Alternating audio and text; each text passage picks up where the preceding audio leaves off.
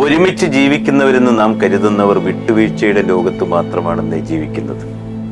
ഓരോ നിമിഷവും ജീവിതമെന്ന പളുങ്കുപാത്രം തുടച്ചു മിനുക്കി അതിൽ തന്റെ ചിരിക്കുന്ന മുഖം മറ്റുള്ളവരുടെ മുമ്പിൽ ഉറപ്പുവരുത്തുന്നവർ.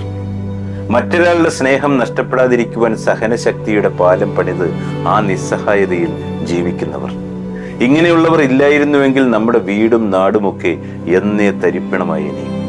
ഒരാളോട് നമ്മൾ അടുക്കുമ്പോൾ അവരുടെ നന്മകൾ മാത്രമാണ് കാണുന്നത്. തിന്മകൾ തിരിച്ചറിഞ്ഞാലും ചിലർ അതിനെ അങ്ങ് അവഗണിക്കും.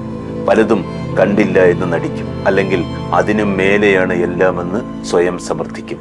അതിനിടയിലൂടെ തന്നെ പിന്നെയും നടക്കും.